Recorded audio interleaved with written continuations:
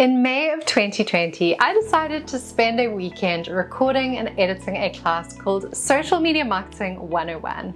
Since then, I've published 14 classes about everything from digital marketing to WhatsApp to productivity, and it has been a wild ride, pushing my scripting, my video editing, my creativity, and most often my patience to the limits. But today I hit the $20,000 mark and I could not be more stoked. Making passive income online is truly one of the biggest misnomers out there.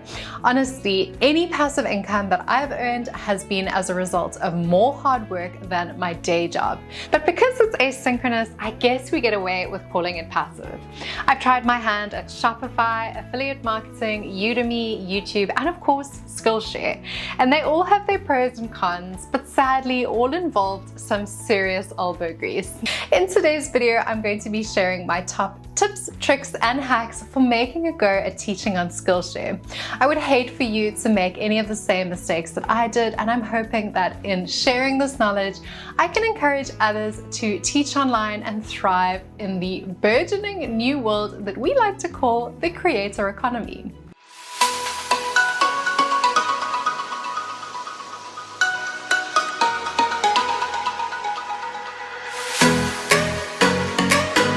If we haven't met before, it's an absolute pleasure to meet you. My name is Megs Hollis, and I'm a digital marketer, a YouTuber, a course creator, and a content team lead for a major e-commerce brand in South Africa. Oh, and did I mention I'm completely obsessed with learning and teaching everything I have learned about teaching. Wait, what? When I made my first course, I did not have the faintest clue about what I was doing, truly. I'm pretty sure I made a basic course outline in Word, yuck, and I didn't have a teleprompter or even a microphone or even a decent camera. I do know I was editing an iMovie and whew, it wasn't pretty. But here we are 3 years later. I have tools and systems in place to help me create and edit my courses seamlessly over and above a 9-to-5. And I would love nothing more than to help you do the same. To date, I've taught more than 10,000 students, over 300,000 minutes of watch time, and I'm part of TeachCore, which is an invite-only Skillshare community designed to support you in creating top-notch courses on the platform. I've made friends, learned a heap, and of course earned some dollar bills along the way. Plus, because I'm based in Cape Town and the dollar is far stronger than the South African rand, my Skillshare literally covers my rent every month. If you don't believe me, I've made a dedicated video that you can watch all about it. Game changer. Now that I've hopefully sold you on becoming a teacher on the Skillshare platform, let's start with tip number 10, and that's planning your course structure. So before diving into content creation, planning the structure of your course is imperative. You want to break it down into modules or lessons and ensure that they have a logical flow with a progression of your key concepts, because a well-organized course is going to make it so much easier for students to follow along. And I like to do this using my dear friend ChatGPT. I paste its proposed structure into either Notion or Airtable, where I flesh it out and develop scripts, which I will then use with my teleprompter. And that brings me to tip number 9, which is to use a teleprompter. I put this step off for the longest time, but honestly it's been one of the most helpful bits of equipment that I own. That and some seriously decent audio. I recently bought these little Rode lavalier mics and I've absolutely been loving them, and before that I had the Rode VideoMic Pro. Believe it or not, students can endure poorer quality video longer than they can endure poorer quality audio. I also use the Canon EOS RP, which is a relatively affordable mirrorless camera, which I absolutely love, so no complaints there. Tip number 8 is to do your best to create truly engaging content. So making your lessons interactive and engaging by incorporating visuals, practical examples, and exercises. Using a conversational tone to connect with your students and keep them interested throughout the course is going to be critical to your success on the platform. If they wanted a dull take on the topic, they would read a textbook. Skillshare is all about animators talking about animation, filmmakers talking about filmmaking, and MKBHD giving us a studio tour. Tip number 7 is to keep your lessons concise. That means bite-sized lessons that are around 5 minutes long. Shorter lessons make it easier for students to digest the material and fit learning into their busy schedules. As part of your revenue share is based on royalties or premium minutes watched, it can be tempting to drag your topics out more than you need to. You want to be as high energy and engaging as is possible in order to maintain a high retention, so that people don't lose interest and click off. In terms of your class length, I have made 20-minute classes and 3+ hour classes, so I would say here you're going to have to be guided by the course content itself. But for your first course, I'd simply aim for between 30 and 45 minutes of course content. You'd be amazed how long that takes to edit someone who's new to the game.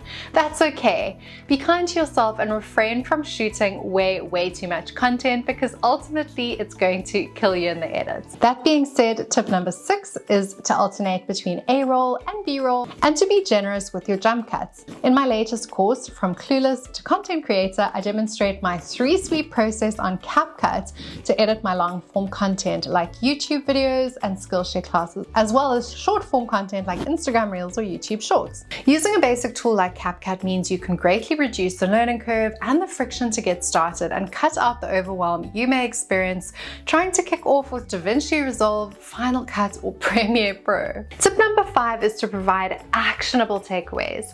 Ensuring that your lessons offer practical value and actionable takeaways for students means that you need to provide them with tools, resources, and exercises they can implement immediately to reinforce their learning. So fun ways in which I have done this are through a free downloadable workbook with everything I've learned in the social media marketing space, as well as a lot of personal anecdotes about my learnings and my lessons. Or I've also created a social media content planner on Google Sheets, or even a Notion template for my fellow Notion nerds. So everyone loves a freebie, and especially something which is going to help a student to just get started. This is critical. Tip number 4 is to optimize your course title, your description, as well as the pictures used in order to improve your searchability. The fact that Skillshare is a marketplace is both a blessing and a curse. You are competing with everyone else on the platform, as well as Netflix, Instagram, TikTok. Eek! You need to engage with social media to promote your courses and collaborate with other Skillshare classes for cross promotion. So you can, for example, upload the teaser of your class to your YouTube channel, and you can include your link beneath that, which is going to be what encourages referrals. Or you can include your teacher profile as the CTA or call to action on your YouTube banner. Previously, you used to be paid $10 per person you referred, but nowadays every student who signs up using your referral link gets 1 free month of Skillshare, and in return you get 60% of their first payment. It will differ from teacher to teacher, and typically how much of a following you have to have in order to make referrals lucrative, but I average about 10% of my Skillshare earnings coming from referrals. The rest of that comes from royalties. Tip number 3 is to respond timeously to comments and questions. Someone is literally taking the time to watch your class, and they may need your guidance from time to time. Remember what I said about passive income? So remember that their feedback is some of the best inspiration you're going to get, and often I'll even record a bonus segment to ensure that I better address what the student was asking about, to try and spare the next person from any confusion. Tip number 2 is not to film over a single day, but ideally over 2 or 3 days. Every time I've tried to film a class over 1 day, I find that my final videos come across like I was bored, distracted, or over it, none of which I actually was.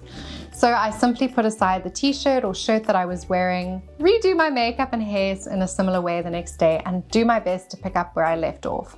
I found that this lowers the pressure and helps me to film in the morning of day 1, edit that afternoon, note any improvements or issues that I need to rectify, and then film in the morning of day 2 and then edit again.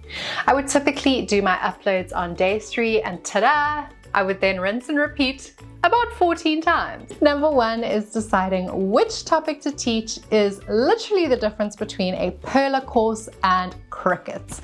Doing your research as much as possible to spare yourself the heartache is going to be crucial. I suggest using a combination of Udemy's marketplace insights, Google Trends, and Skillshare's resources, which are there to guide you, which I've linked down below. Think topical and timely, and not oversaturated nor staid. Thank you so much for watching. Be sure to subscribe for more Skillshare and course creation content, and I cannot wait to see you in the next video. Bye! Here